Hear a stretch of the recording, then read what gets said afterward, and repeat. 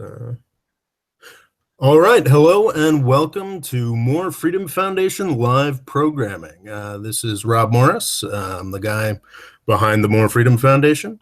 And today we'll be chatting for about an hour and a half with John Coombs of Safe for Democracy, one of my favorite podcasts.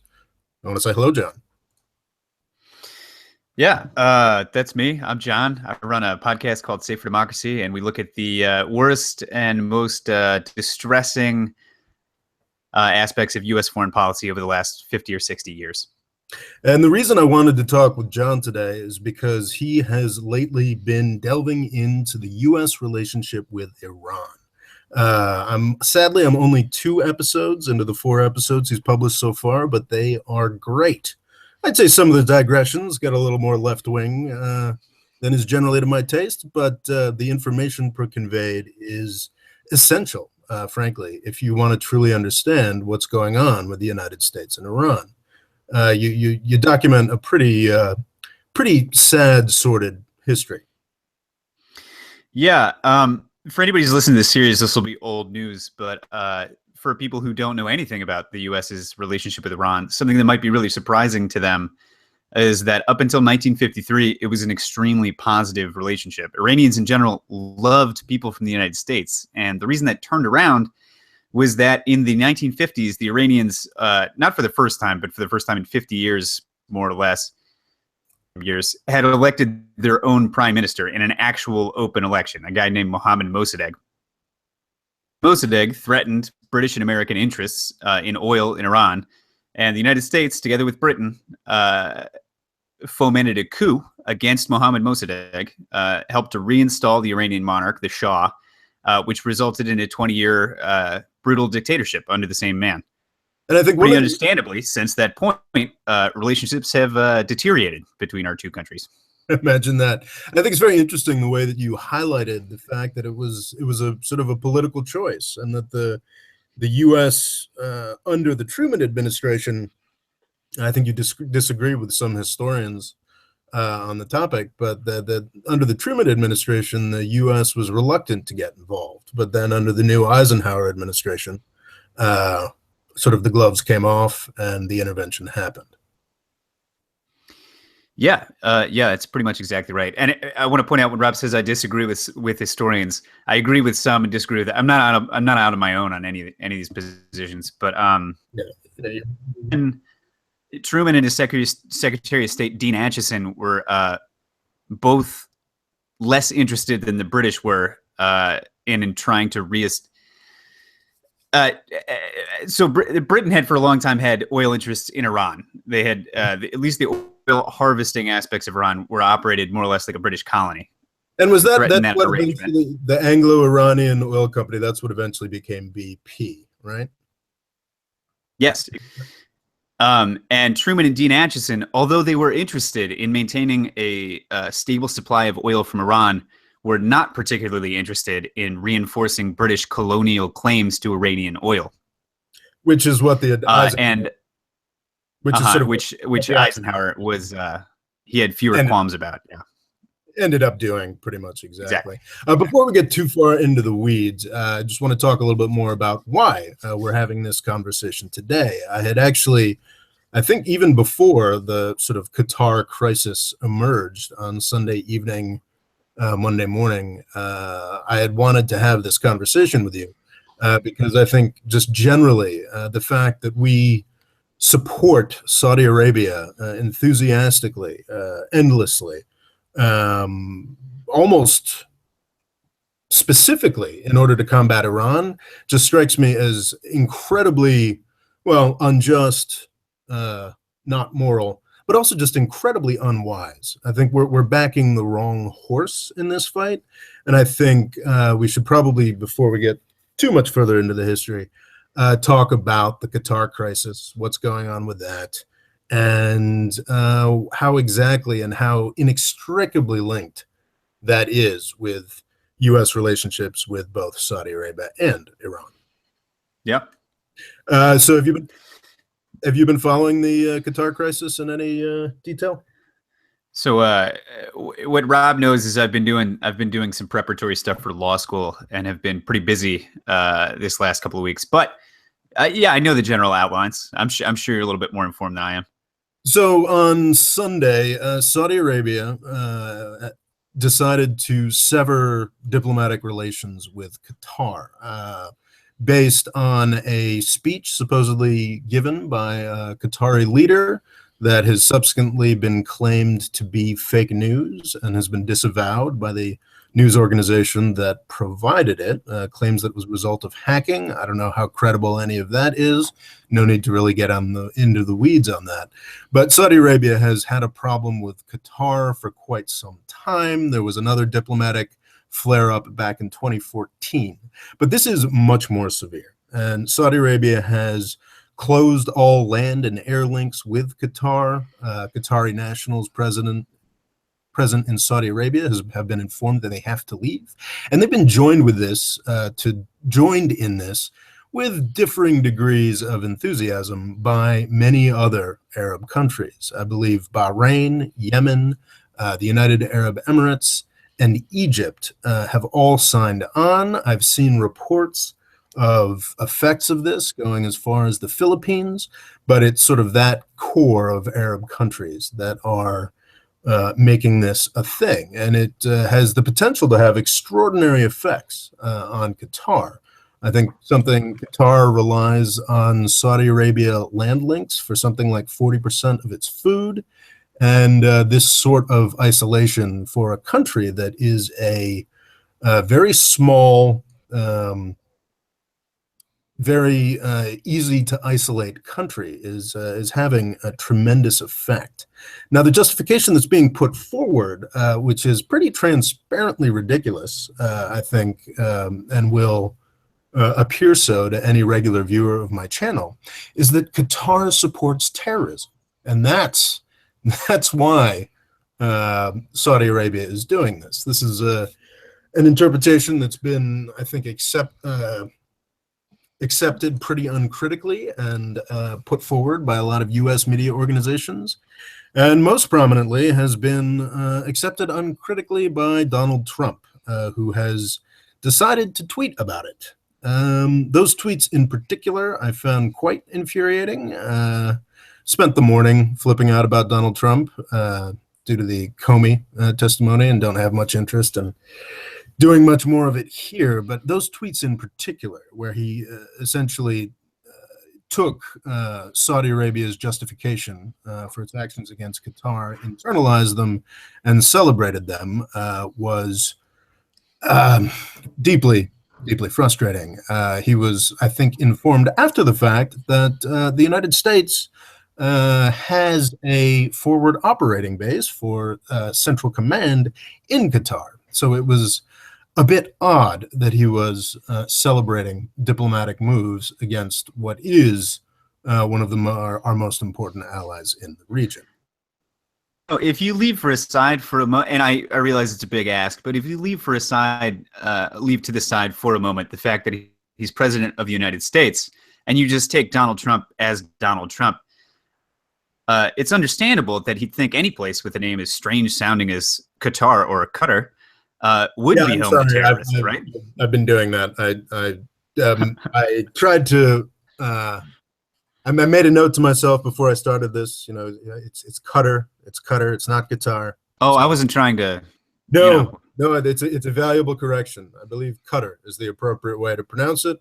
Though, I mean, there's all manner of inflections that should be put on that. I have some trouble with pronunciation with European countries. When we get into the Middle East, it gets dramatically worse. So apologies. Qatar, you were saying. Just that, if you can forget that he's president for a moment, Donald Trump is a confused, racist old man. So it's more or less understandable that he'd be afraid of a place called Qatar and wouldn't assume that we'd have a base there. Yeah, I suppose. In the United States, that ceases to be pardonable. There is that. Also, just sort of an interesting thing about the Trump administration that makes it different from all other administrations before it is that we actually kind of know what's going on there. with administrations past, from Obama and Bush back to George Washington, you could like the president, you could dislike the president, but even if you were a supporter, you always had to wonder, what is the balance of interests here? What is going on? I mean, for lack of a better term, it's Kremlinology, really. It's sort of which was the science of trying to understand what the Kremlin was up to back during the Soviet Union. That always sort of applied to presidential administrations. You always had to wonder, sometimes in a positive sense, people would be like, oh, well, Obama's making this decision because he's doing 12th dimensional chess and we don't really understand what's going on, or Bush did this because one or another of his advisors pushed him in a certain direction. I mean, these are sort of very common interpretations of the last couple administrations. With Trump, it's really quite straightforward. We have a profoundly ignorant, progressively more deranged old man yelling at his television, and we have a bunch of people trying desperately to rein him in. We've got President Trump and his babysitters, and the conversation in Washington, D.C. and in the world more generally is how can we limit the damage? There's no mystery with the Trump administration, and I think that's actually a very key point of the crisis in Qatar. It is something that I've been warning about for quite some time. What we're seeing is the absence of American leadership, the complete absence. Not leadership you disagree with, not leadership you wish was exerted in a different way, but it's absence. I'm sure you disagree with me on this, but I see a value to the Pax Americana as it's existed over the past 70 years or so. You do an excellent job of documenting some of the ways that some of the horrific effects that it's had. But I think on balance, it's been a big part of the fact that we haven't had any truly major region-wide wars in the past 70 years. And what we're seeing now is in the Qatar crisis is one of the effects of its absence. And it's not fun stuff. I have, in a video earlier this week, minimized the Qatar crisis, implying that it is mostly about oil resources. And honestly, I think there's some truth to that. I think Saudi Arabia sees some benefit in the possibility to drive up oil prices. But I mean, I don't think it's going to become a wider disaster, but it's the kind of surprise issue that we're going to keep seeing under the Trump administration, and it's just abandonment of leadership. Well, before we get into and we should definitely talk about rising oil prices, because you're right that it's probably definitely an effect, probably a motivation. But so we've described what exactly the Saudis have done to Qatar, right? They've isolated them physically and diplomatically. And you've talked about how far did you get? The stuff with the hacked news. Yes. But there were several other reasons that the Saudis gave for this. Well, they've provocation. They've issued an ultimatum, which is pretty extraordinary. I've had people have likened it to the ultimatum that the Austro-Hungarian Empire issued to Serbia at the outset of World War I. It's a 10-point ultimatum listing the things that Qatar must do to avoid further interaction. To avoid further conflict. It's unspecified what that might imply, but there's a distinct. I don't believe it credible, but there's a distinct implied threat of military action if they don't comply with this 10-point ultimatum, which is pretty extraordinary.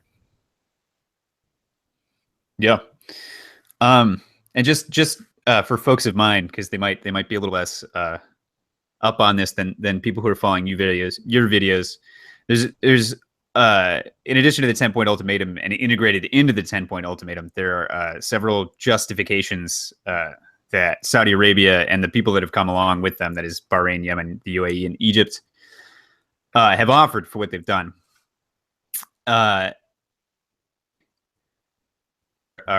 disingenuous and just as infuriating to me as they are to Rob. there's several here. So first is support for terrorism, which is specifically that Yemen has supported the Muslim Brotherhood, which is a political party in Egypt. Yeah, Qatar has supported the Muslim Brotherhood. Yeah, and also the Al Nusra Front, which is part of Al Qaeda in Syria. Mm-hmm. What's interesting there is that the Saudis have also funded the Al Nusra Front in Syria.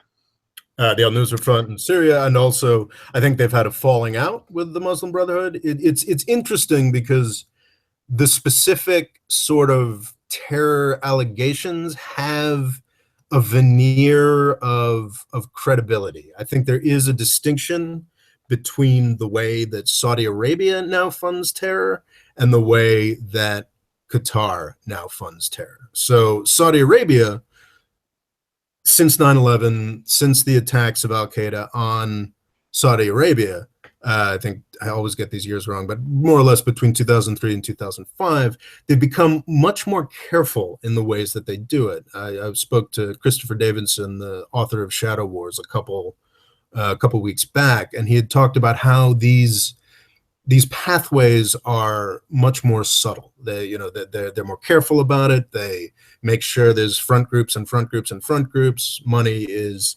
provided in a less obvious way. I mean, the Saudi Arabian government still absolutely funds a wide range of jihadist and problematic groups, but it avoids the ones that make it onto the U.S. terror list. It avoids there's a lot more subterfuge involved now. Qatar has, I think, rationally gotten a lot of criticism because they act like Saudi Arabia circa 1986 or circa 2000. They just fund anybody and don't particularly care whether they've been officially disapproved by the U.S. government.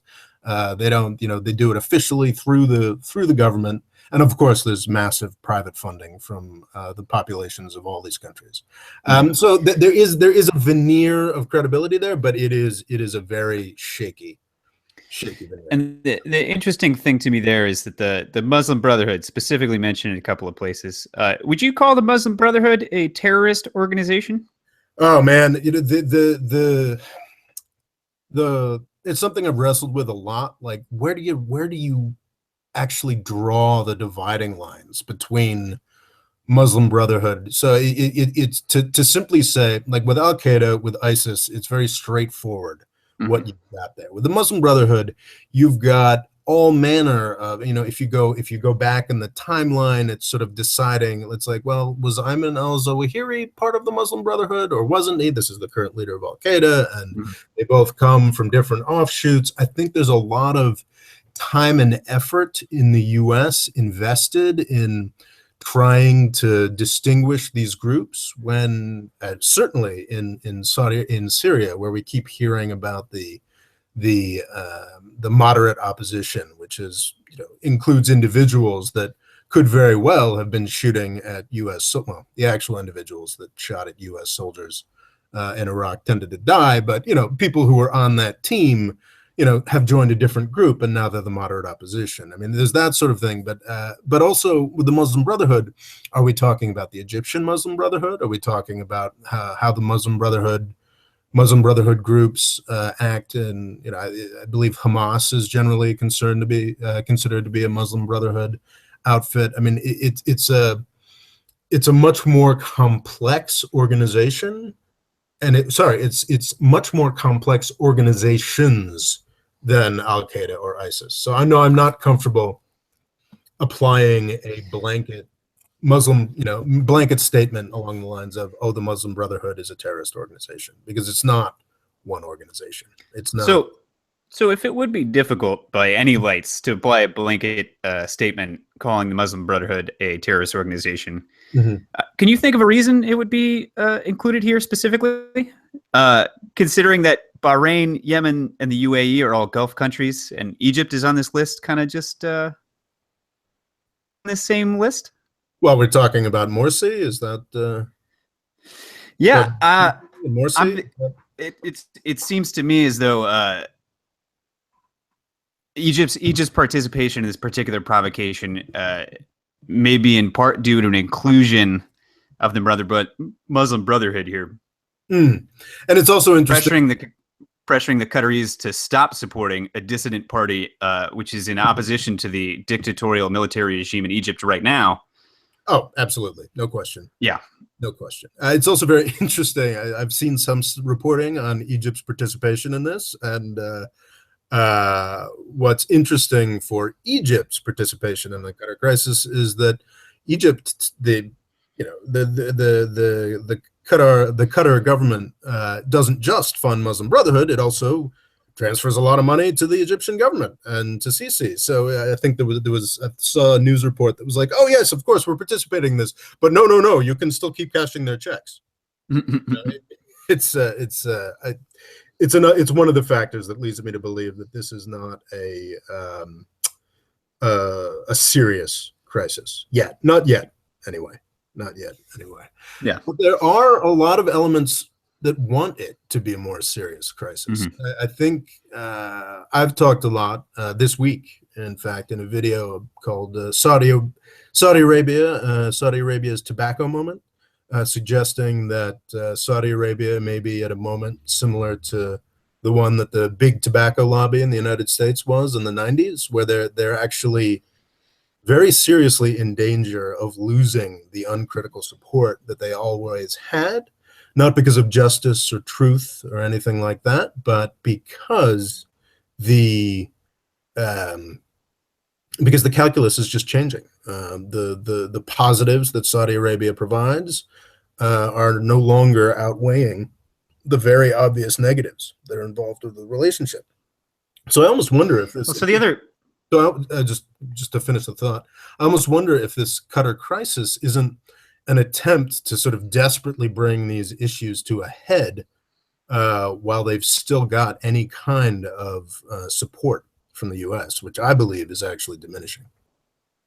Yeah, so I was actually going to speak to that. Several points here. We don't have to go through all this, but one of the big things that the Qataris do, that Qatar does, that neither the Saudis nor we tend to like, is that they haven't taken a side in this not yet a war between Sunni and Shia countries in the Middle East, but really between Saudi Arabia and countries aligned with Iran. Yeah, exactly. That Qatar has not chosen a side. Yeah, I've seen that. That is the crucial point, and I think why this brings in the relationship between Iran and Saudi Arabia and between the United States is I've seen a number of different listings of the ultimatum, these sort of 10 points or 9 points or 8 points, it depends, that Saudi Arabia has delivered to Qatar. Number one in all of those listings of the ultimatums, which vary. Number one is always Qatar must sever the relationship with Iran, which is pretty extraordinary because I think it's very clear to those who are outside of the Trump administration or know anything about the region that is the main issue with Saudi Arabia, and that is the main reason that they're pushing this. The fact that Qatar, I think valuably, is willing to act as an intermediary in the region. They're willing to stay friendly with both Iran and Saudi Arabia. And Saudi Arabia really does not like that. Yeah, so let me lay out a theory for you and for our audience, and you tell me what you think about this, right? Yep. The Saudis, for the reason that you're describing, may be feeling that their position, not necessarily on a 4-year or an 8-year timeline, but on a decade and a half, 2-decade, 3-decade timeline, the United States in the Middle East is becoming less stable. That is, that they're not going to be our necessary ally anymore. And there's a few. I think it's a 4 years or less. 4 years or less. If we're talking about Donald Trump's 4 years, I'm not sure about that. But there's a couple of factors there, and I think, well, from what I can see, maybe one of the most important ones is that Iran is, in certain important respects, Hassan Rouhani has been the president of Iran now since what, 2013? I believe that's right. Yeah, and he's making efforts to reach rapprochement with the United States, and with other states in the Middle East. And he called the Emir of Qatar in May to ask for cooperation in stabilizing the crisis. That's right. So once Donald Trump is gone, once this insane old man is out of office, it's likely that the next president of the United States is going to be liberal, and it's likely that they're going to be looking more critically of illogical crusade that we're waging with Saudi Arabia against Iran. Right? I don't even think it's gonna. It has to be a change of administration for this to change. I think. Really? Honestly, so Trump doesn't learn much. But I think when he is caught out in a particularly embarrassing way, not necessarily in the public sphere, because the public doesn't really know enough about these issues to care. But I got to think that even Donald Trump is a bit embarrassed that he found himself on Twitter publicly endorsing diplomatic actions against the country that has the forward operating base for the U.S. military in the region. I got to think. Fair enough. But only.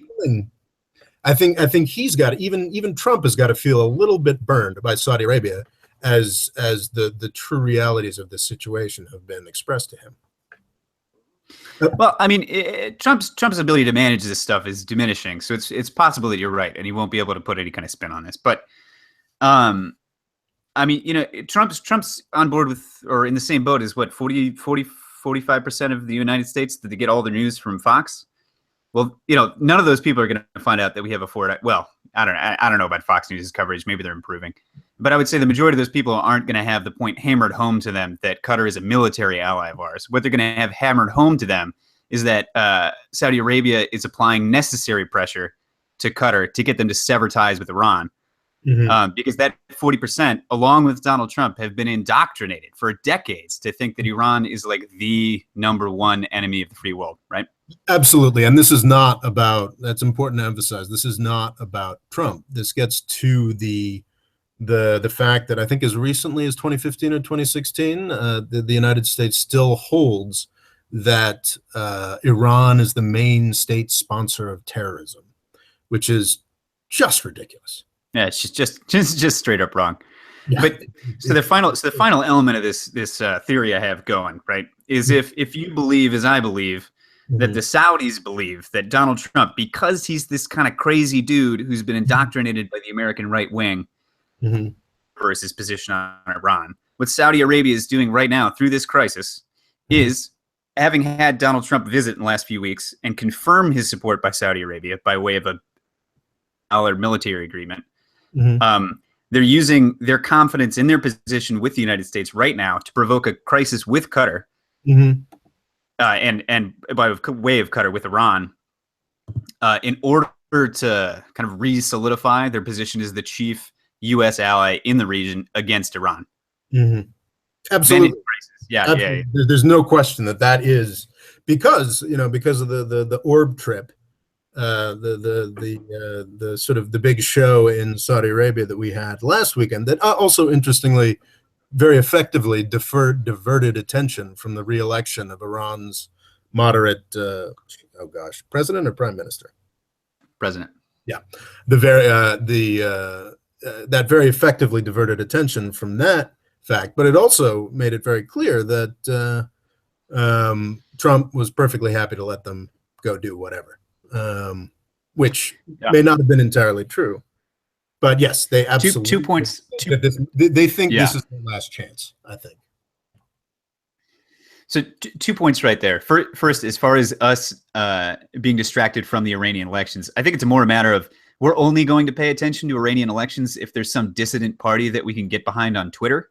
Yeah. But if they proceed in a normal democratic way, like they did last month, then we're not going to pay any attention at all because we're not interested in Iran functioning as not like a pure democracy, but the version of democracy that they have. We're not interested in it functioning the way it's supposed to.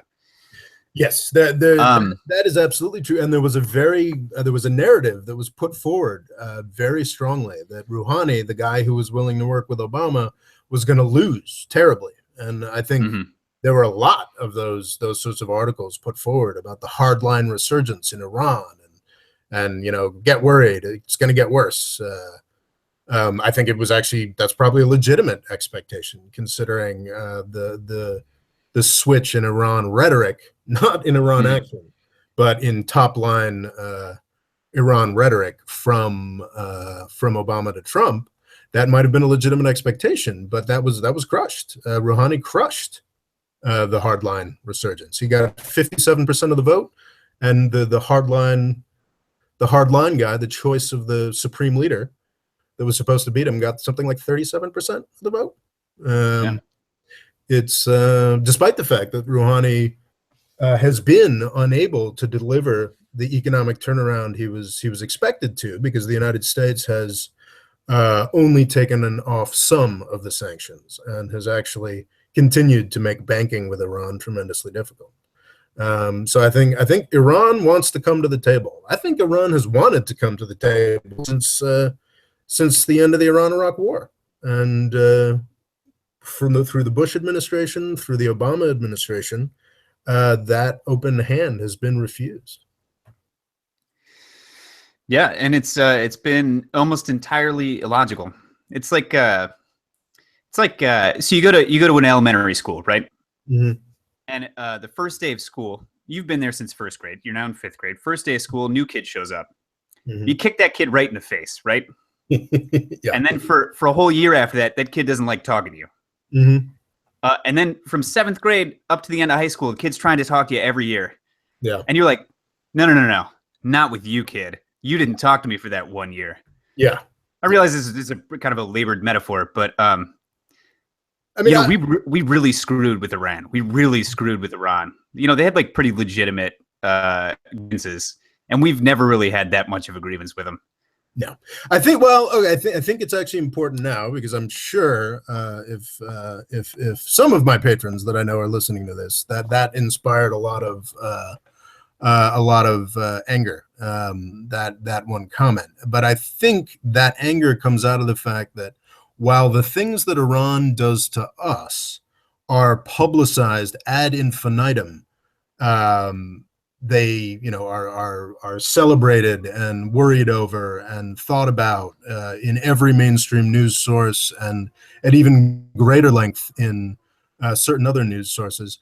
Certain basic facts that are historical record and quite obvious are ignored.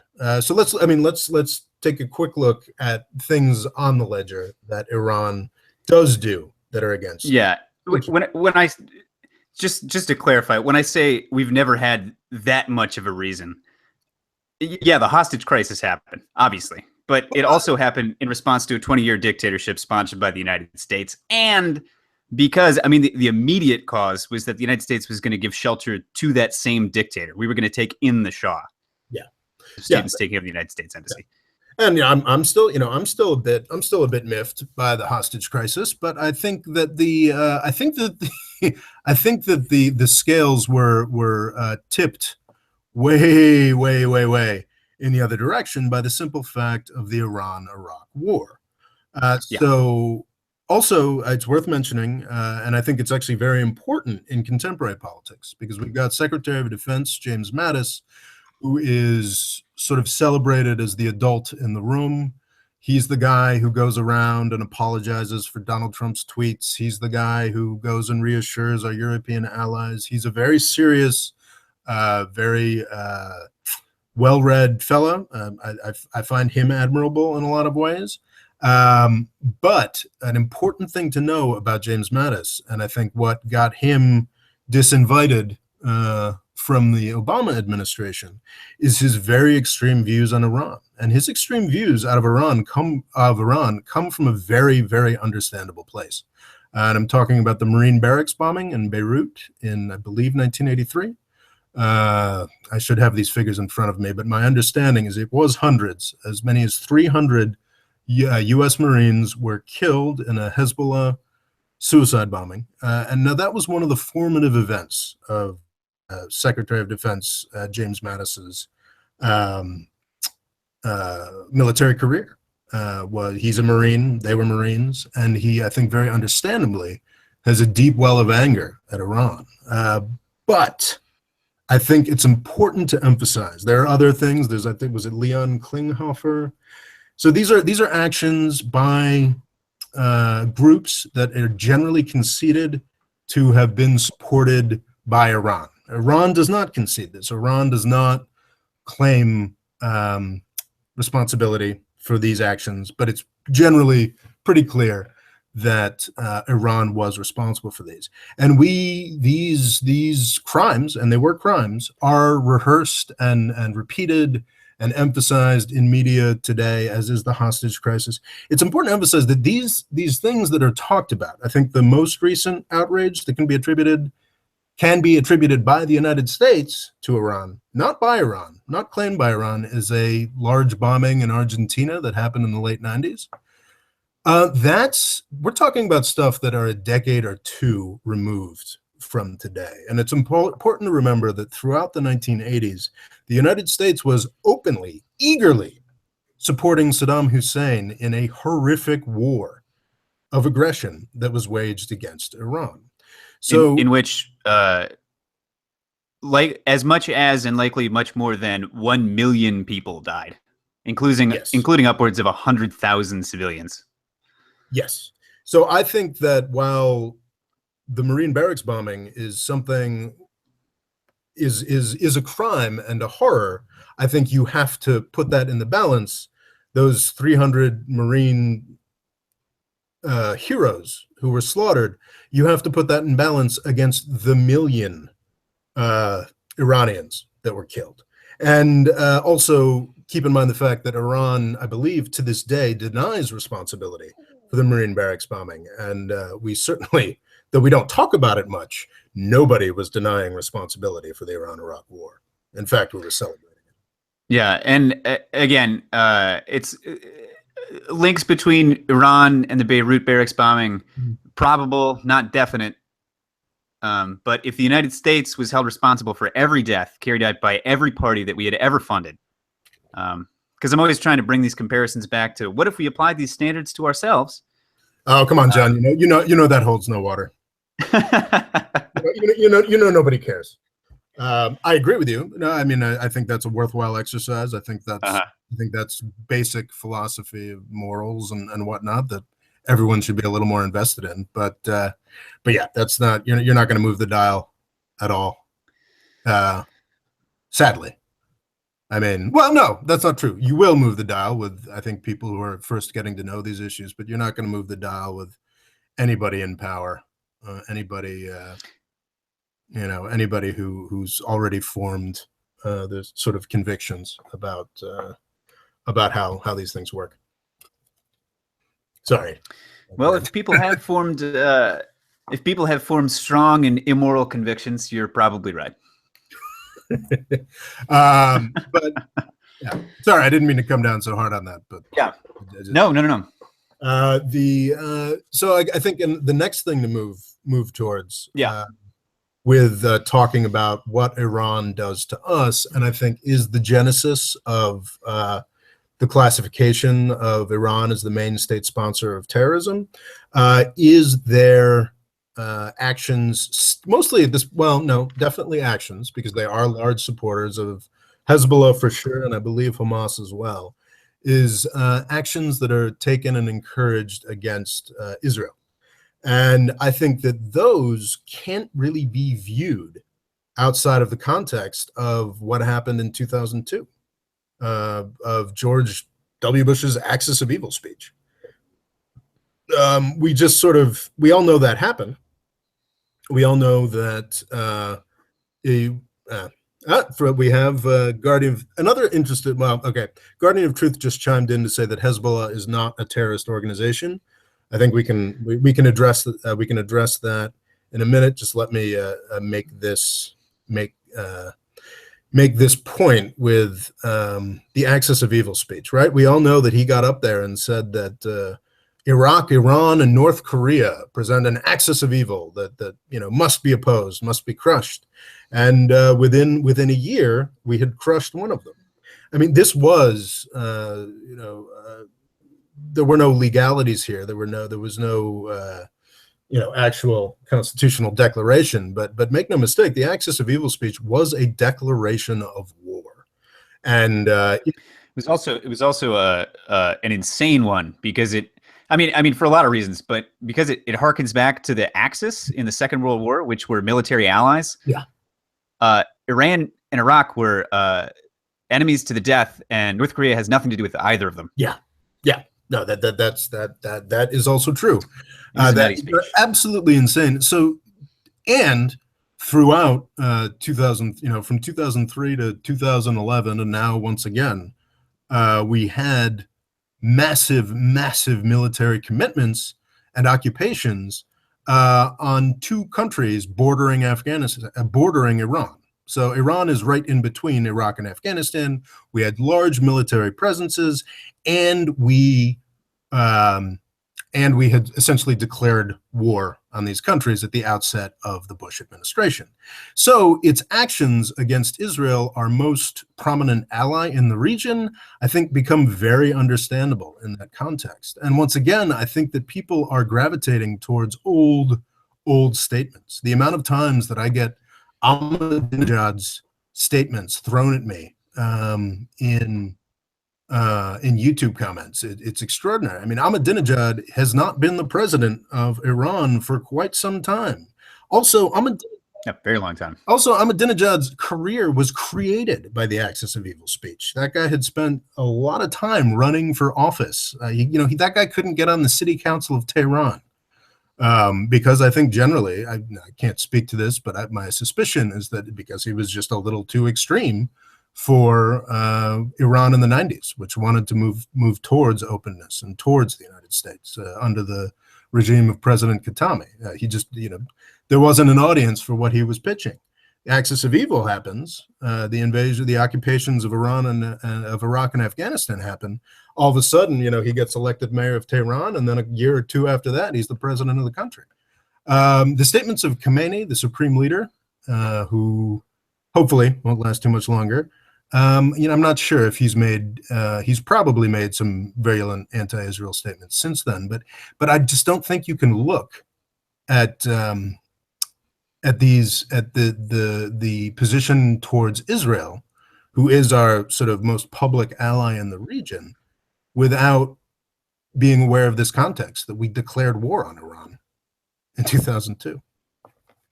Yeah, and we did this in the last show, but just anybody who hasn't seen a map of the Middle East recently, look this up, because Iran is sandwiched between two very long borders, one of which is with Iraq, and on the other side is Afghanistan. So after the axis of evil speech, we pretty promptly destroyed the two governments in each of those states and replaced them with pro-United States, anti-Iranian governments. Yes. And very good reason to feel threatened. Yes. Well, actually, we were never able to establish a truly anti-Iranian government in Iraq. We did them. It's funny if you do take this sort of like position that Iran is some kind of immortal enemy or something, then gosh, is the Bush invasion of Iraq stupid? Because Maliki, Laki, wait, no, I'm sorry. That's something else. Maliki and the current guy in Iraq, is that Abadi? You'd have to tell me. But I mean, these guys are Shia. It's a Shia majority country, and we've essentially gifted the country to Iran. But again, anybody, especially in my viewership, who's not aware there, Shia Islam is the minority party if you divide Islam between Sunni and Shia Islam, right? And most Arab and Middle Eastern countries are majority Sunni. Iraq is one of the few countries in the Middle East, along with Iran, which is Shiite majority. And under Saddam Hussein, it was ruled by its Sunni minority. So we effectively converted Iraq into a Shia country. And that's also a vibe. No one should have a beef with that. But we've, for whatever reason, thrown in with the Sunni side of this religion. Mm-hmm. That's also I think that's a valuable broader point. We hear a lot about this immortal battle between Shia and Sunni. If it was an immortal battle, the Sunni would have won a long time ago. We've got dozens of Islamic countries, and as far as majority Shia, there you've got Iran, Azerbaijan, Iraq, and Bahrain. That's it. Those are the Shia countries. That is the legitimate extent of Iraq's possible hegemonic ambitions. That's it. Yeah. There's nothing there. And it's not entirely clear. So, most people in the United States first heard about the difference between Sunni and Shia Islam when Iraq devolved into civil war, right? And we said what we always say, which is that, nobody could have known. These are ancient tensions that are always boiling just beneath the surface. Yeah. None of that is true. And the fact that we've thrown in with one side of this religion against the other, again, like I said, I'm always trying to reverse these things just to expose the ridiculousness of it. But imagine if Iran got together with Mexican and Canadian Catholics to make war on the United States because it's majority Protestant. That's just nuts. Like, it just sounds insane, but that's pretty much what we're doing. Yeah. No, it makes no sense. No sense at all. I think we were gonna address somebody's concern about Hezbollah, right? Yes, we are, and that's an interesting. So I think you brought up Israel in the last one of our conversations, and I think I've got to sort of fess up here. I really don't like dealing with Israel issues on my channel. My audience is about 40% U.S. and 60% everybody else. And with Israel, I think you've got to acknowledge. So if I say something that's pro-Israel, I'm going to alienate my entire international audience. And if I say something that is anti-Israel, I'm going to alienate my entire U.S. audience. And I think that's something that's not fully understood. So just with that proviso, let's get into it and see how many subscribers I lose. Yeah, I can take the lead here. Okay, go for it. Well, just as far not to try to express a view on Rob's part, but just to lay down some history here. So Hezbollah, right? This is a name that we rarely hear except in relation to Israel, and because it sounds strange and foreign, and is always linked with terrorism, we're afraid of the name, right? But Hezbollah comes from a very particular political context, which is after the partition, or after the creation of the State of Israel, the majority of its Palestinian Arab population, huge amount of that refugee population, a huge portion of it, ended up in Lebanon, which is a tiny, pretty much perpetually unstable little country created by the French, right? Which is right on top of Israel to the north. Yeah, it was sort of intentionally created to defend a Christian minority, to give them their own country. Exactly. They've sort of, I think that minority is largely, well, I think that you can't do a census in Lebanon anymore because they refuse, because they don't want, because they're no longer a. Well, yeah, it's pretty. I mean, there's a massive Christian Lebanese diaspora. Carlos Slim in Mexico, others, and also they're probably fair to point out that they've been outbred pretty significantly over the past 50 years. So there's this large. Sorry, go ahead, Aaron. It's a pretty screwed up country, is what I was just saying about it.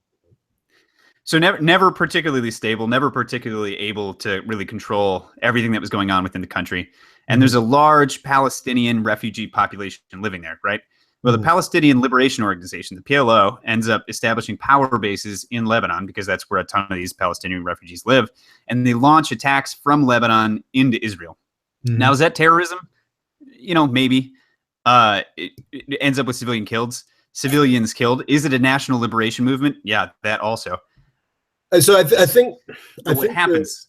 I think from the general U.S. opinion, that make, and officially defined as such, that makes Hezbollah a terrorist organization. No, I'm still talking about the PLO, man. Oh, okay, sorry. Early years. I'm talking about this like the mid 70s, but okay. Well, let's not devote half an hour to this, but yes, continue. Yeah, sorry. So anyway, Israel invades Lebanon in order to get to attack the PLO. The Syria invades from the north, and Iran sponsors a group called Hezbollah to help Lebanon fight Israel, or really to help Palestinian refugees fight Israel. it comes from a particular political moment, Hezbollah, and it's not. We imagine terrorist, quote unquote terrorist organizations as existing in this political vacuum where their only objective is just to willy nilly murder people. Mm-hmm. But has committed acts that you could very easily, that you should define as terrorism, right? Targeting civilians, Israeli civilians. But I think when you try to create things, when you call things terrorist organizations, I think it's a reductive phrase that fails to capture the entire political context of the thing you're talking about. Yeah, I think there's something to this. What I think is important to emphasize with the U.S. attitude towards Israel is one of uncritical support. The world's attitude towards Israel is almost the opposite of that. When it comes to and sort of the classic way to deal with that, well, it's just widespread anti-Semitism. Frankly, when it comes to European attitudes towards Israel, I find it very easy to characterize that as anti-Semitism. I think Europe owes the Jews a lot and will continue to do so for all time. But for the majority of the world, the sort of non-white people in the world, when they look at Israel, they see sort of European colonialists. They see white people telling brown people what to do. And while I would argue there's much more to it than that, I think I understand that approach. And I think there needs to be a little more understanding of how the rest of the world sees Israel. And I think slightly less uncritical support of the current administration in Israel. That was pretty guarded, I know, but that's my position. If we want to try to circle things back up here, I think an easy and pretty much safe political position to take with Israel is the same one that you can take with Saudi Arabia, which is that when you create an ally in the Middle East that can do no wrong, they will use the umbrella of that protection to do wrong. Israel, the more that we give them unqualified support, the more they expand settlements in the Palestinian territories. We give Saudi Arabia an extra $100 billion in weapons, and they immediately move to isolate Qatar. So I think on the Hezbollah issue, I think that's important to talk about Iranian. There's just a couple quick points I want to make on Iranians, Hezbollah and Hamas. I think that there was always some support, not always support for Hamas, but now certainly since the Axis of Evil speech, there's been support to both of those organizations. And I think that's Iran's sort of desperate outreach for any kind of sort of win and public help. The fact that Iran supports organizations that are anti-Israel does not help them with the United States. I think it helps them with almost everybody else. So I think that is the context within which you have to see that. It's also the genesis of this, the ridiculous statement that Iran supports more terrorism than anybody else, because they do support Hezbollah, they do support Hamas, and the U.S. government has defined these organizations that many view in a more nuanced way, straightforwardly as terrorist organizations. And I think that you can argue with defining Hezbollah and Hamas in that way, but I think what you can't have an argument about, and I think is straightforwardly ridiculous, is that when we think terrorism, we are not, most of us, talking about actions that are taken out, actions against Israel. We are talking about high-profile terrorist attacks, the sorts of things that we saw on London Bridge, was that just last week? The things that we saw in Paris, in Belgium, in the United States, San Bernardino, Orlando. And it's important to emphasize that every single one of those attacks that I just listed, and thousands more besides, the sort of ceaseless horror that never gets covered in Afghanistan, Pakistan, Nigeria, whatnot, all of that comes from Saudi Arabia. I was shocked and pleased to see CNN, and I think I highlighted it in my Saudi Arabia's tobacco moment video. You should check out. I put a link to the CNN segment. CNN actually put it together and was like 96% of documented terrorist actions since, or maybe it was 94% of documented terrorist actions since 2001 are related to Sunni Wahhabi Saudi influence. Something like 4% are related to other Islamic. So how exactly is the country that can at most be credited with 4% of terrorist actions the main supporter of state terrorism? I think that's the crucial thing to remember when we're talking about terrorism versus Iran or Saudi Arabia, is that Yeah. Iran, though it has a negative history with the United States, and that's worth remembering and worth pointing to, hasn't done much of anything in the sort of war on terror post 9/11 era to directly attack the United States, to directly attack the West. I think they actually consciously got out of that business after 9/11 because they recognized that the PR potential was pretty horrific. Yeah, and just to hammer this home, because I got into the weeds with the Hezbollah. There is the two groups that we always refer to as Iranian sponsorees, whatever the word would be. Yes. Are Hezbollah and Hamas, which are two organizations that are laser focused on the Palestinian situation in Israel, right? Yeah. Mm-hmm. The organizations funded by Saudi Arabia are focused on every country in the entire world. There's a pretty serious difference between the scope and the nature of the political violence that each of those two countries are trying to sponsor. And the kind of terror, we should be more worried about terrorism that happens in the Muslim world. But the kind of terrorism that we are worried about is coming all from Saudi Arabia and not from Iran. Yes. I think Martin Pierre Fernet just made a good point. And what many do not understand is that Israel, being a democratic country, is not a monobloc. It's not all good or all evil. I think that's a very good point. And I think one of my main quibbles with the current administration in Israel is that it's working very hard to turn Israel into a monobloc, as Fernet puts it. Into a monolithic entity, and I think that's a real shame. Yeah, and we talked last show about how hardliners in two different countries can reinforce each other. And when the Israelis, or when the Israeli government under Benjamin Netanyahu expands settlements into Palestinian territories, they generally provoke violence on the part of the Palestinians, which reinforces the position of hardliners in Israel. Yes. It's a self-reinforcing relationship. Yeah. Actually, specifically, so to take it back to the Qatar crisis, I think it's worth pointing out that this was that just yesterday, or was it the day before, that ISIS chose this moment to carry out its first serious terrorist attack in Iran. In Tehran, they killed, I think the body count is now up to 17 people. They attacked the Iranian parliament, and they attacked, I believe, the mausoleum for the Ayatollah Khomeini. Yeah, that's great. And it's, I think that's exactly the sort of thing that you're talking about. We've got a very delicate situation, an evolving crisis. I think Iran right now has to hold itself back from running to the support of Qatar, because if it does, then the Saudis get exactly what they want, and a broader crisis with more uncritical U.S. support.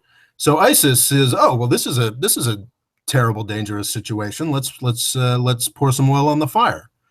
So I do not think that the timing of this first ISIS attack on Iran, that's going to make them more angry, is just a coincidence. I think that was very conscious on their part, and so we tend to think of terrorists as these crazy psychos, but there's also some rationality in how they operate. They try to find a delicate situation, and they make it worse. I think that's why we're seeing why we've had two large terrorist attacks in London over the past month in the run-up to the. Sorry, one in Manchester, one in London. Mancunians, if any Mancunians are listening, I apologize. But we've had two large terrorist attacks in the United Kingdom in the weeks before the British election. I mean, these hardliners, these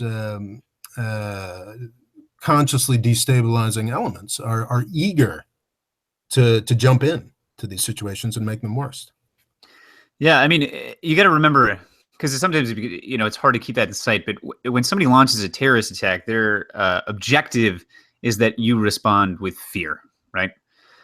That you respond by electing another hardliner, that you respond by electing someone who's going to take military action against the people that those terrorists claim to represent, because that's going to create more radicals among that population.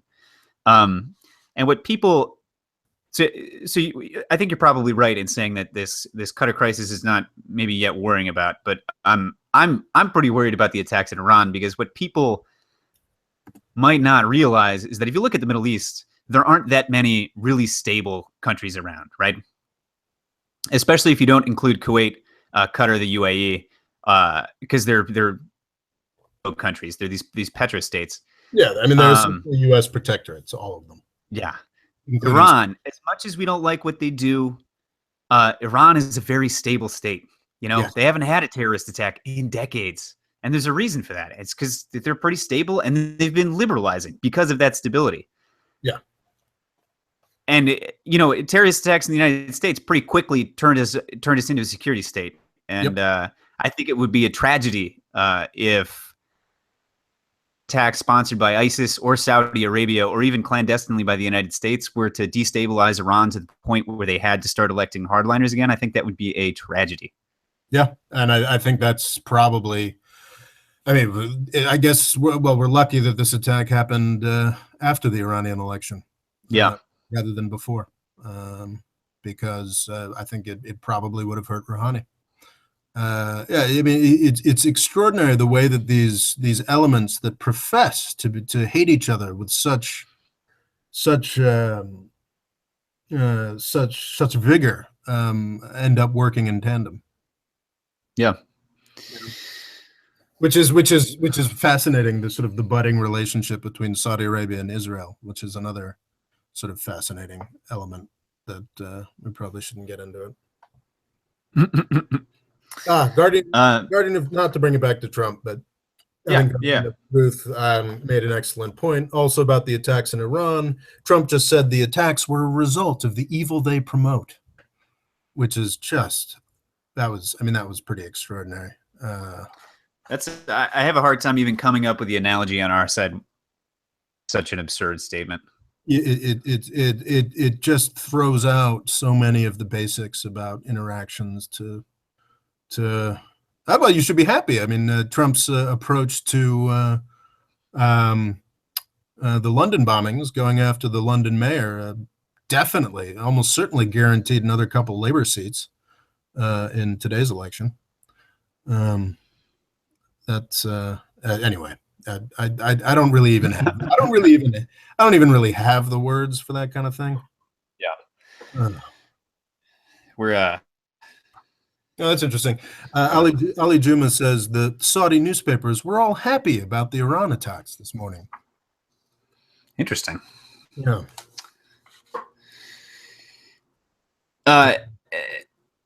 This is particularly relevant to the conversation, and not that it'll lead anywhere, but we like to talk up in the United States that official chants that Iranian mosques are or were death to the U.S., right? Death to the great Satan. Yeah. But in the period following 9/11, periods of mourning and prayer were held for our terror victims. Yes. By the Iranian clergy. Candlelight vigils, the whole thing. Yeah. No. I think honestly, with Trump, we don't really have a president, and as someone who is opposed to the deification of the president in the U.S. system, going back to Woodrow Wilson and probably beyond, I guess I can kind of see that as a good thing, to have an embarrassment in chief. But I think it's a good thing that he's doing irreparable damage to the office of the president. But man, I could agree that damage to the president or damage to the office are good. But actual effects of the things that provoke that damage, perhaps not necessarily.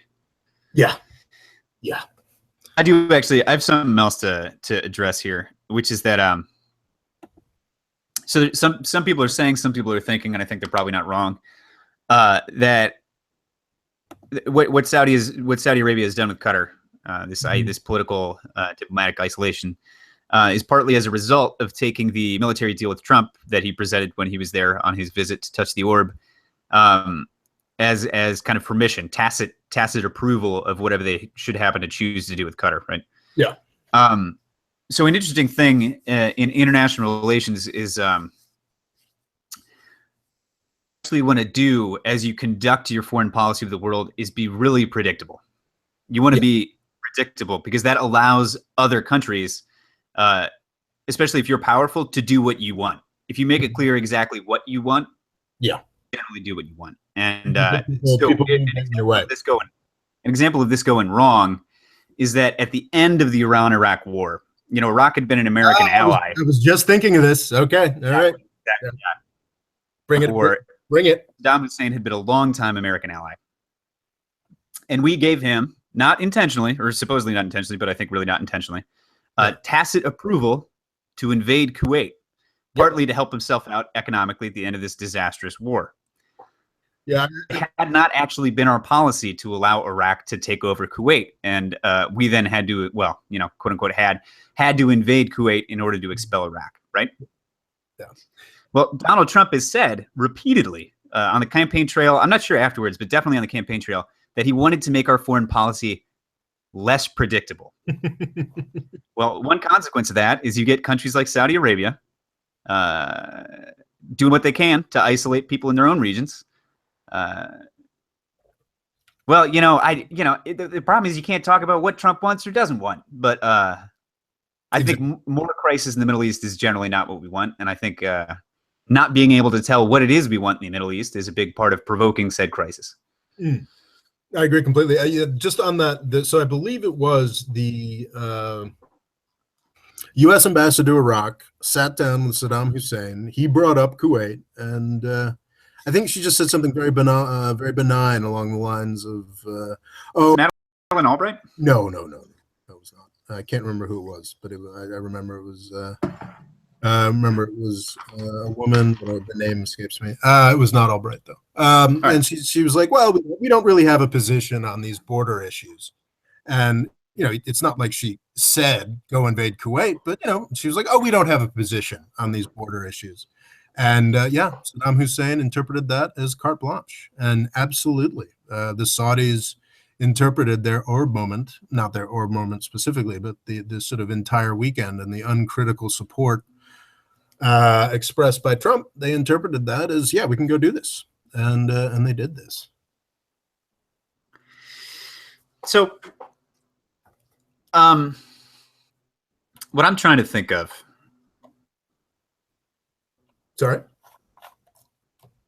Sorry, give me a second. So say this crisis does not resolve itself immediately. Say the Egyptians stay in it. What are we looking at here? Say the Egyptians what? Stick with it. The Egyptians stick with Saudi Arabia and the isolation of Qatar. Well, I don't think the Egyptians really will, but I think Egypt is happy to stand with Saudi Arabia publicly. The concern is with Qatar, the cutting off of those land links. I think that is a big deal. I'm sure there's already a thriving black market and smuggling operation going, but I mean it is a problem. But I don't know that it's. I just can't see it escalating to a military involvement. The idea that even Trump would let Saudi Arabia bomb a country that has our military personnel there is pretty hard to credit. Given that they felt confident enough to do it, knowing that we have our largest base in the Middle East in Qatar. Mm-hmm. I mean, are we expecting the calming influence to come from our own dear president? Or no, we're not. But we are expecting it to come from Mattis. We are expecting it to come from.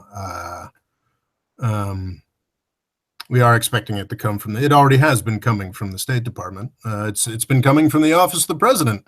When it hasn't been coming from Donald Trump's tweets, but it's I think that the idea of this reaching a military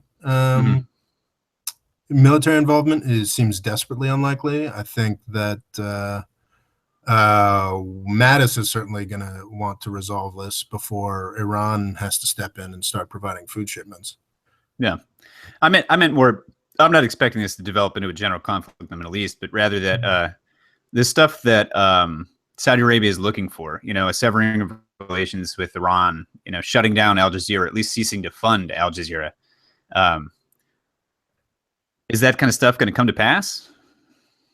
Oh, well, the screwed up thing is, yes, I think some of that stuff will come to pass. I think the funding of terrorism is absolutely not going to stop. I think it's interesting. I do have a suspicion, just sort of looking at how much less money the Gulf countries have to play with right now. I do think we're going to see over the next couple of years, and I've made videos on this, we're going to see a dramatic curtailment of terrorist actions, mostly because all of these, Nigeria, Afghanistan, Pakistan, all these countries that have all these groups that have been dependent on Gulfy money, that money is going to dry up. We are going to see terrorism plummet, and I think that Trump will absolutely take credit for that. I think there's a history of U.S. presidents taking credit for actions related to the oil price. We all remember the Sunni awakening and the incredible success of the surge in Iraq. That I would argue probably had a lot more to do with the plummeting of oil prices in 2008 after the crisis. Than it did with any U.S. military action. No, U.S. military action was certainly a factor, but if you want to see declining waves of terrorism, what you need is a lower oil price. And I think there's been a lot of, I think there's a hangover. I think that's a lagging indicator because these Gulf countries have learned from crises past that it's important to have very, very large reserves, but those reserves are quickly diminishing. And the amount of money that they have left over for adventuring and jihadi support is diminishing very quickly. So I think, just broadly, I think Syria has the potential of working towards wrapping up in the next 5 years or so. And I think that these are the sorts of things that the Saudis and Trump will argue came as a reaction to this crisis, which it certainly didn't. It's got to do with the oil price. So I think there will be less support for certain organizations, and it wouldn't necessarily be a bad thing if Qatar started avoiding a lot of the organizations. No, it would unqualified. It would be a good thing if Qatar stopped supporting some of the more out there and brutal and nasty organizations. I think it'll be good for Syria. I think it'll be good in some other places. Will Hamas lose any funding? Hell no.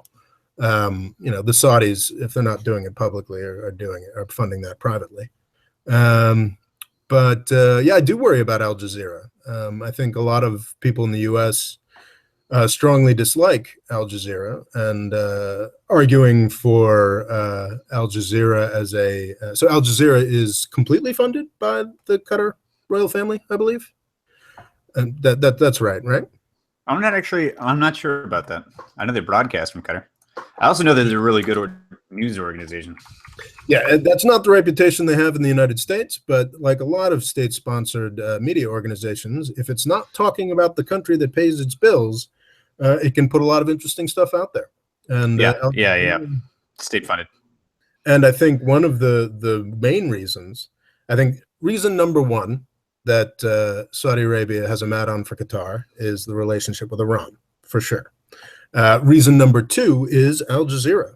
I think you can make an argument, it probably wouldn't be 100% accurate, but I think you can 100% say that the Arab Spring, that sort of rolling Arab Spring that we saw in 2011, would not have happened as quickly, or perhaps would not have had as large a reach without Al Jazeera.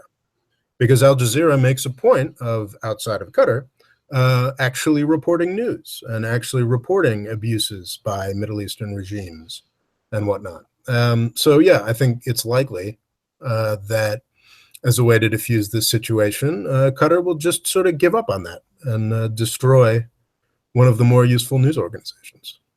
I think, yeah, Yeah, it's a shame. that strikes me as there's not a lot of really reputable worldwide news organizations backed up by billions of petrodollars. They have the money to do really good reporting all over the world. Yeah. And if you are afraid of Al Jazeera because it has an Arabic name, it's really good. There's no reason to be anti-Al Jazeera, like zero.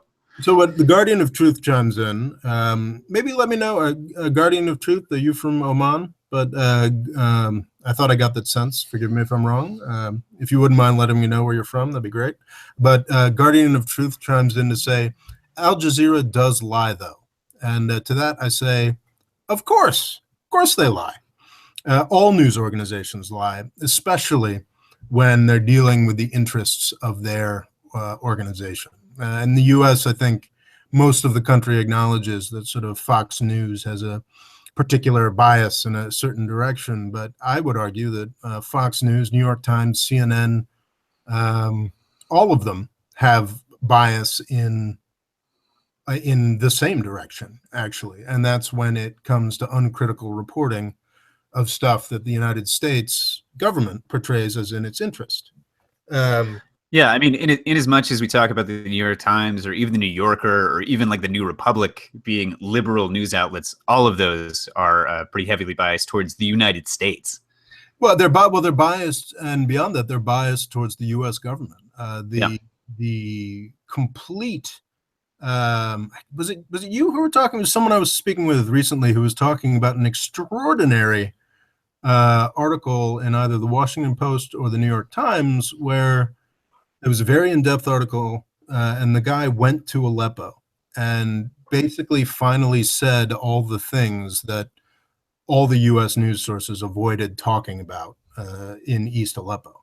The fact that the heroic part of Aleppo that was being destroyed was sort of run by a collection of jihadi militias that were pretty terrible for the people living in East Aleppo. And I mean, not making apologies for Assad here. Assad is a very bad man. But just the degree of misinformation and horseshit that was put about what was happening in Aleppo and the heroic nature of the defenders of East Aleppo.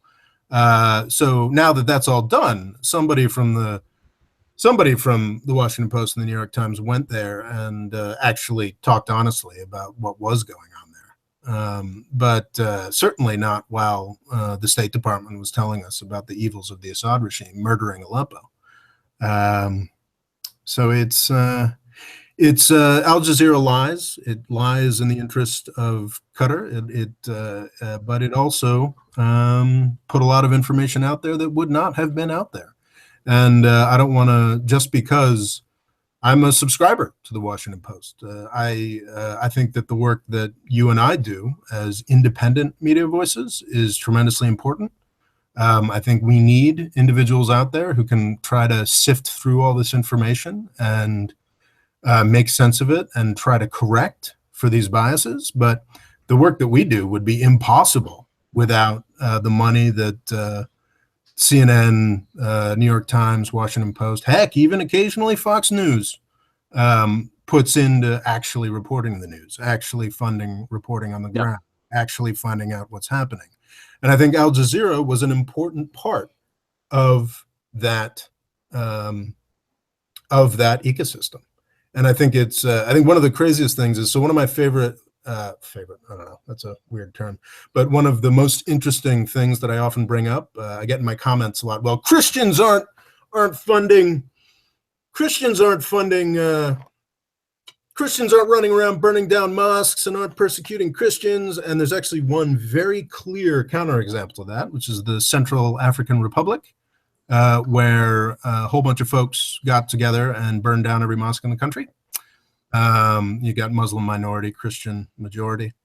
And I mean, that's a pretty clear counterexample. to that assertion. Nobody is really aware of it because nobody ever talks about it. Somebody did finally make me aware of it, and there were two news sources that had mentioned it. Had mentioned that in 2015, every mosque in the Central African Republic was destroyed by roving mobs of Christians. It was Al Jazeera was one of the organizations that mentioned it, and Fox News was the other one that had an article on this. So all of these news organizations, even we have to acknowledge that yes, they do lie. That there's every news organization has an agenda. I get most of my news from the BBC. That's sort of my standard, like, okay, what are the headlines today? And, but gosh, if there's ever a British or US interest involved, I know that the BBC is absolutely untrustworthy. So I track down other news sources. But we would be lost without our lying media. That's why I think it's tremendously important to support not just independent media like you and me, but also mainline news sources. That's why I subscribe to the Washington Post, and I would urge people to subscribe to whatever their local newspaper is, because without that real funding for real organizations with press cards and whatnot, we'll be left with nothing but what the governments tell us, and then we will be truly lost. Yeah, I'm not sure I have a whole lot to add to that. If anybody wants to learn more about what Rob's talking about, they can read Manufacturing Consent by Noam Chomsky, which is about the propaganda theory of news. Oh, God. So I sound like Noam Chomsky now? Is that what you're... Yeah, pretty much. Yeah. Fantastic. Yeah. Well, not liberal in disguise. But no, but it's not necessarily Chomskyite.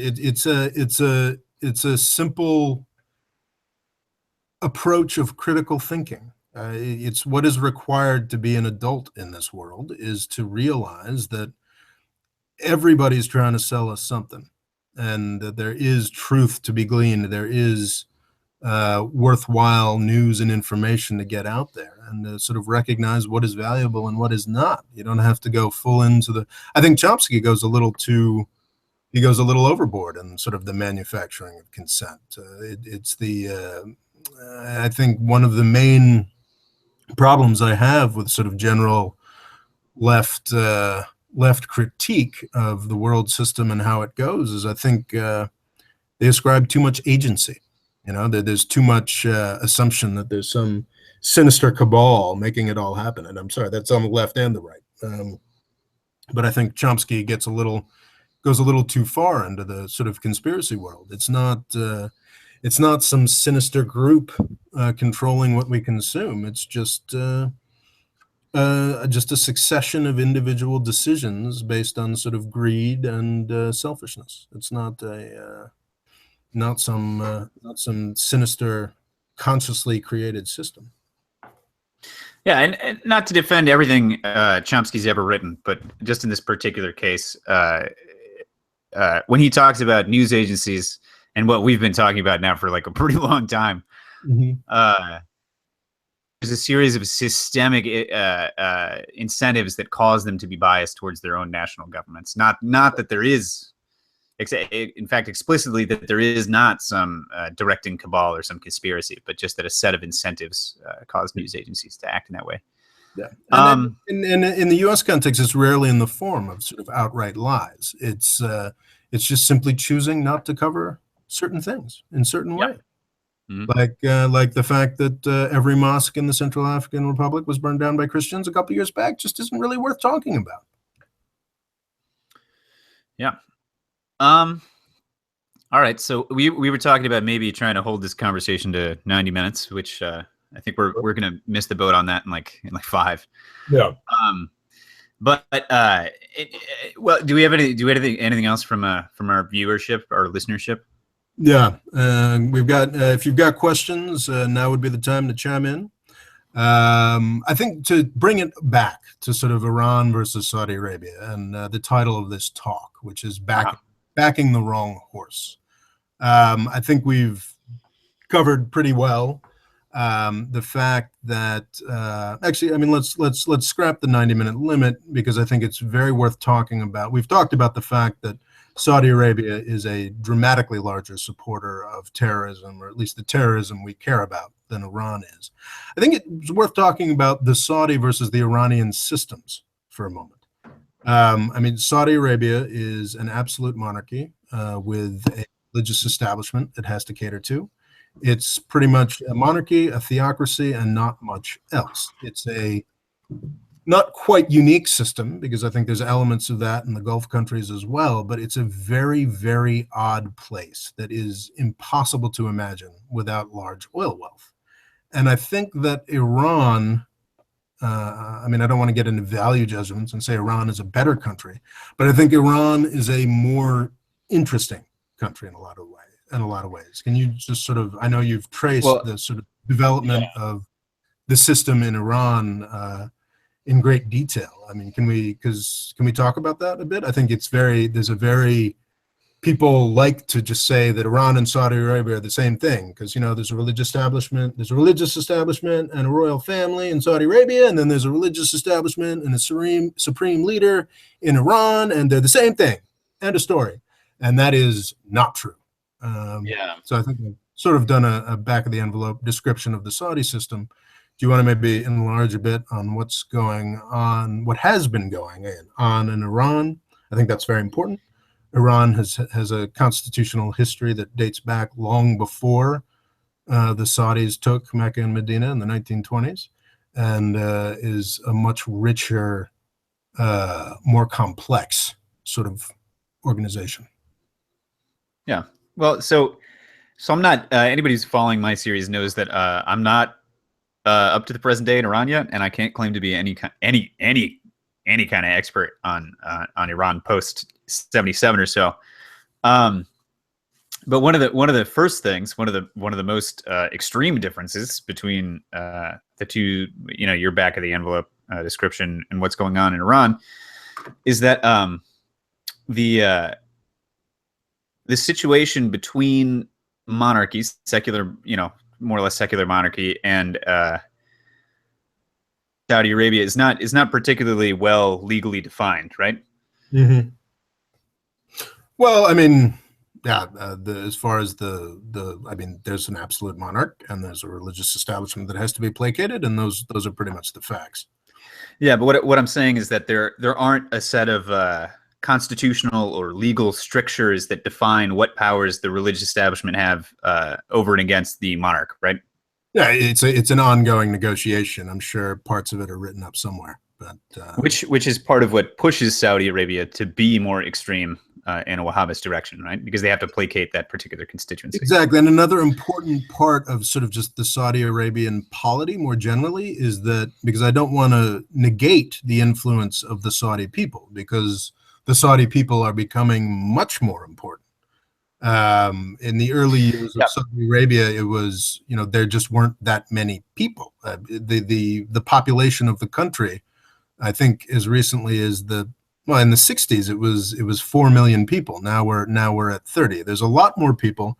They are a lot more educated, and they are beginning to insist on their rights. Unfortunately, their sense of what their rights are, their sense of how the world looks and should look, is very rooted in, has been created by that royal family and the religious establishment. And when the money stops flowing, I think a lot of justification for that will disappear. So yes, there's absolutely a Saudi people. There are inspiring liberal voices, but not many.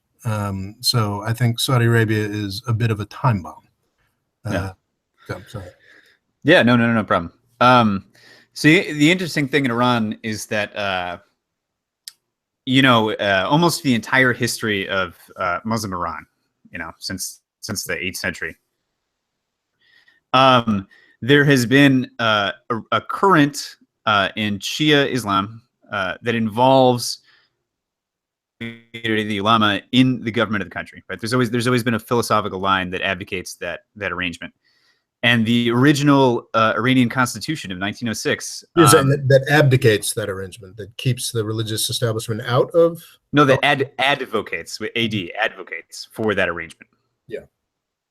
And so the original constitutional revolution at the beginning of the 20th century came together as an alliance between a liberalizing middle class and the clergy. And one of the parts of that constitution was kind of a clerical council that could review and veto legislation coming out of the parliament. So after the reign of the Shah, when they were beginning to set up a government under Ayatollah Khomeini. Just one quick point. You talked. Sure. You mentioned that Iran had an emerging middle class at the turn of the 20th century. Saudi Arabia has an emerging middle class now at the beginning of the 21st. That's a crucial distinction. Anyway. Sorry. Yeah. Iran has been more politically sophisticated than Saudi Arabia since the beginning of human civilization, really. So what happens after they get rid of the Shah through a largely nonviolent revolution is that there are several strains of political thought going on in Iran at the time, and all of them have a place for Islam and for the Islamic clergy in the government of the country. All of them. The people on the left have this very interesting combination of socialism and Islamic thought that we talked about last time. And Khomeini himself had created this new concept called a jurist guardianship, where in the absence of the 12th hidden imam, the clergy, the mujtahids, the Islamic jurists were the people who rightly should be making final decisions as far as the ummah, the Muslim community. So what the situation is in Iran now is that there's a president and a parliament and a committee. I think it's called a committee of experts, right? Yes. Yeah. And the guy at the top of it, which right now is Ayatollah Khamenei, not Khomeini, but Khamenei, is the supreme leader who has ultimate executive authority in the country. But below that, and as time goes on, and especially as the country itself liberalizes, the supreme leader is taking a less and less active and direct role in Iranian politics. Iran has democratic and parliamentary institutions which allow the popular will of the people to be expressed in government. Whether or not that will is eventually vetoed by the supreme leader, there are the will of the people can be expressed. And what Saudi Arabia does not have are said channels. Or legal political channels. That's worth emphasizing. Yes, the supreme leader is certainly more powerful than I would like or accept in a country that I was living in, and seems a bit alien from Western contexts. But I mean, we saw these models prevalent in Europe as recently as 110 years ago. It's not necessarily a terrible way to organize things.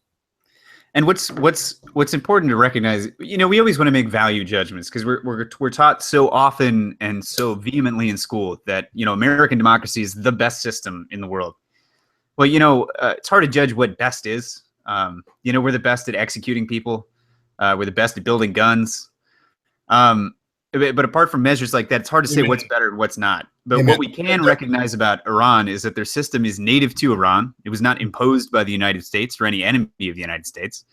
It depends on traditionally Iranian ideas, and that for the length of its survival since 1979, as best we can tell, it's had the support of the majority of Iranian citizens. Yeah, I'll quibble with the. I could quibble with the United States as not the best system. I'd argue there's. I just think best is a meaningless word. But I take your general point that yes, Iran is going to be different.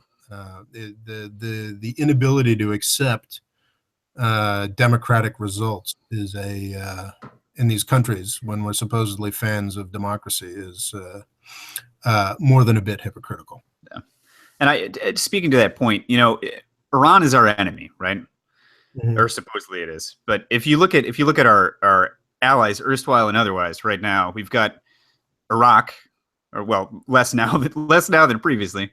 We've got Iraq, Saudi Arabia, we've got Egypt, we've got Turkey, none of which are functioning democracies. Turkey is becoming less so.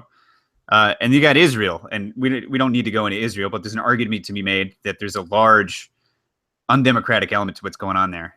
Mhm. And our enemy is Iran, which may be one of the most democratic countries in that region. Absolutely. I think Iran. You look at that list, and just something isn't right. Well, and I think the I think that gets to sort of just the fundamental weakness of who we've chosen to back. I mean, Saudi Arabia. The point of Saudi Arabia is its weakness. It was supported by the British in an effort to do an end run around Arab nationalism, and then we sort of picked that up because we liked it better. We liked it better having a royal family to placate rather than a complete Arab public to placate. It was a lot easier. It's why we liked the Shah in Iran. It's easy to deal with one guy who's in charge and get oil out of them. So Saudi Arabia just is a system that does not make a ton of sense. And leaving aside morals, terrorism, ethics, everything else, there's just the simple fact that without us, Saudi Arabia is pointless. We're backing a very weak horse in a regional conflict that we are inspiring and making worse. This is very dumb.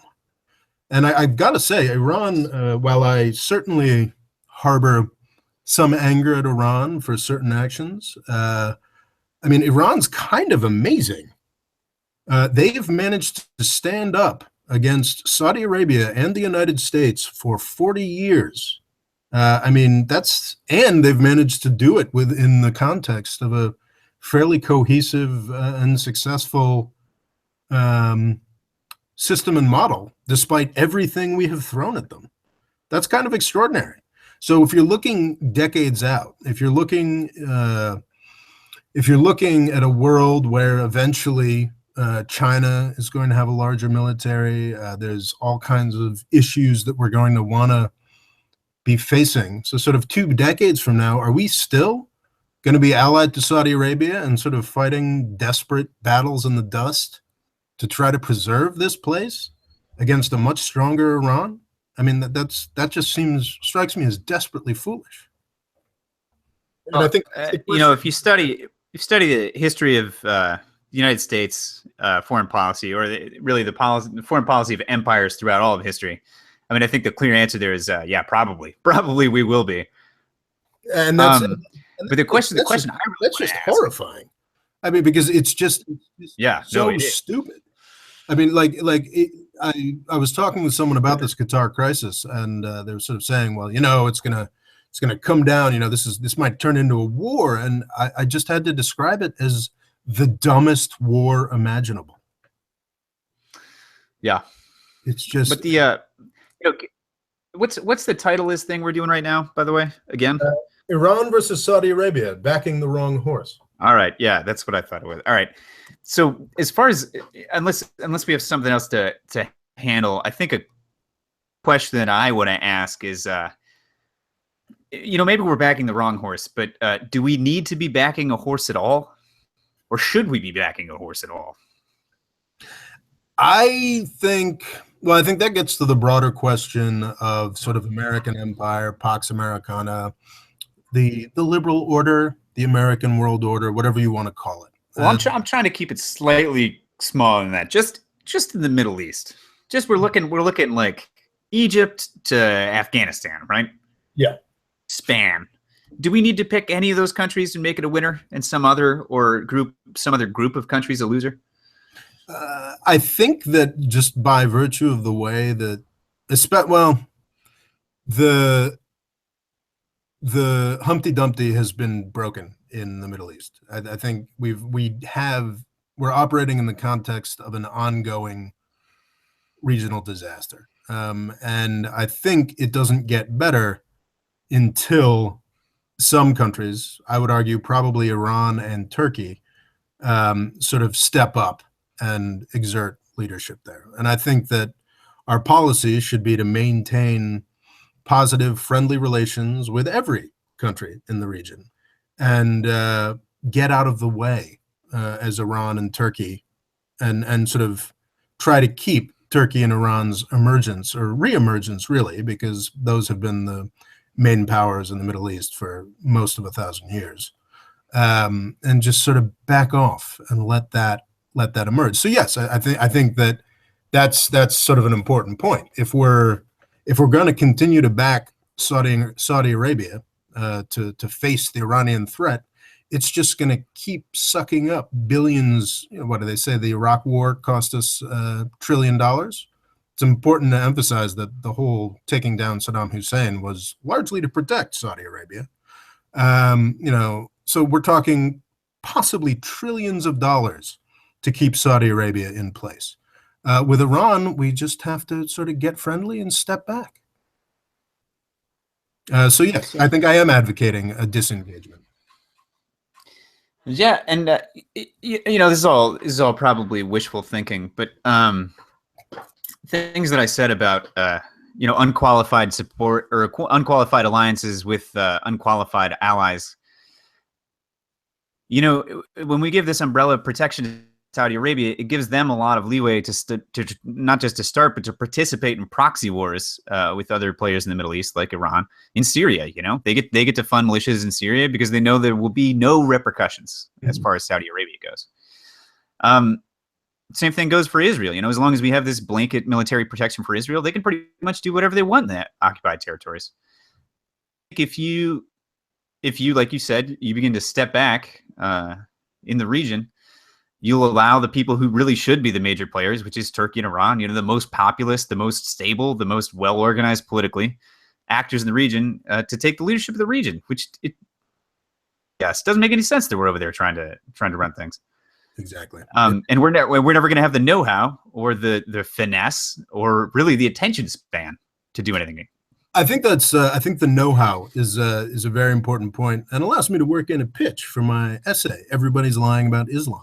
One of the incredibly, I think one of the nicest but also most terrifying reviews I got of my "Everybody's Lying About Islam" essay was from a guy who I've subsequently gotten in touch with him, but I want to limit myself to what he actually said in the public review. But he said that he had worked in the intelligence, the U.S. intelligence community for 10 years. And he said that he got more out of my essay about what was going on in the region than he had gotten in his work in the intelligence community in the United States. I think it's kind of extraordinary how little we actually know about these countries that we exercise such dominance and power over. You can actually compare that unfavorably to the British Empire.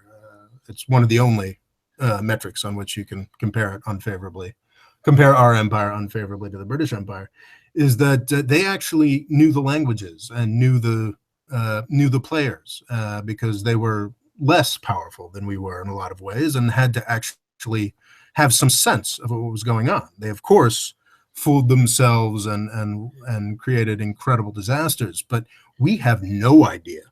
Washington, D.C., the experts have no idea what's actually going on in these countries. They just get drawn into very simple narratives and make extraordinary mistakes. And we've been able in the United States to avoid any real consequences from our complete ignorance of the region just because we are so powerful. That's fading. That we can't do that forever. I'm not someone an American declinist who thinks that, oh gosh, 10 years from now we're going to be nothing. But I do think that 50 years from now we are going to be operating in a world that's closer to sort of great power relations in Europe prior to the world wars, where we are going to have real competitors in the world. And to continue at this just extraordinary level of ignorance of what's actually going on in the world will no longer be viable. Probably have to learn some hard lessons between now and then. Oh, we will keep doing them. We have anything else from the audience here? What do we got? Any last minute questions? We've got some speculation about sort of war between Iran and Arab proxies, which I think will take place if the United States continues on its current path. Yep. Any last minute questions from the folks listening? So I think we should probably wrap up. If anybody's got some questions, throw them in. I think I'm going to close with a pitch. I think we've talked. I think this conversation illustrates the value of independent media and the fact that we need people like John and myself who are standing outside of these sort of traditional press and media outlets and talking seriously about these issues. But it's not really a money-making enterprise for either John or myself. We both have Patreon accounts, which are crowdfunding sources. And through our Patreon accounts, we try to get just a little bit of support for what we're doing here. I'm in the middle of a fundraising push right now. By July 15th, 2017, my 38th birthday, I'm trying to get to the point where I am making U.S. minimum wage for doing this work. I've actually been quite pleased and incredibly grateful for the progress towards the goal that I've made so far, but still got a ways to go. And I would urge you to consider chipping in to that if you've enjoyed listening to this conversation. And also, John has now set up a Patreon of his own for Safe for Democracy, which is one of my favorite podcasts. John, you want to talk about that a little bit? Yeah, for anybody who doesn't know, I run a podcast named Safe for Democracy. It's at safefordemocracy.com to make that easy. The Patreon is at patreon.com/safefordemocracy. We talk about all of the history of U.S. foreign policy that you've never heard of, all of the coups, the assassinations, and the dirty dealings that have made the history of the 21st century, of the 20th century. Well, I would argue there was a little more to the history of the 20th century than nothing else, Rob. Nothing else at all. And the influence of the United States has been universally evil everywhere and all the time, John. Well, you have to listen to the podcast to find out. Well, I would disagree with that, but as someone who comes from a more conservative context, as someone who does think there's value to the Pax Americana and that the United States has done some good in the world, I think it's also tremendously useful to listen to some of the real mishaps. I think there is a value to American power and to truly overcome that ignorance that I was talking about, to truly figure out how to intelligently disengage from our global cop role. We need to know how we've screwed up. And I think John is doing incredible work with the Safe for Democracy podcast in documenting those things. He's got one up on Guatemala, which taught me a lot, and one on Iran, which has certainly introduced new aspects. I had some familiarity with the coup in Iran prior to, but it's also just a really interesting listen. Really love the Safe for Democracy podcast, and it'd be great if we could keep John from going to law school and keep him making this podcast. For all the folks who are going to hear this on my podcast, I'm never going to get that much into current events. I'm never going to get that much into how what I'm talking about applies today or how it's affecting what's happening today. And Rob does. Rob does it every week and sometimes twice a week. And he's going to get much deeper into the issues of the Middle East than I will ever be able to. And I'm pretty sure he's going to make his goal and keep doing it. So listen to Rob, man. But I am concerned about that. So it'd be nice if people would consider chipping in. No, definitely give him money, but also listen to his show. Thank you. And I definitely listen to Safe for Democracy. It's a fantastic podcast. I've got links in the description below. Also, this Saudi Arabia stuff was drawn from my Everybody's Lying About Islam series. I've got about 15, 16 episodes of that up now on the channel. You can find them in playlist form or just by going to the videos section of my channel. I'd suggest checking those out. And I'm also using those to pitch an essay called Everybody's Lying About Islam that I'm selling on Amazon. It's available both for the Amazon Kindle and in paperback. I'd suggest checking it out. All right, guys. Everybody's leaving. Okay, no more. All right, yeah. I think they got a little sick. They got a little sick of the pitch. I understand that. But thanks to those who participated in this chat. I think we had at least 4 or 5 countries represented, some in the region, and that's very cool to see. Thanks, guys, guys and gals, for participating, and thank you, John.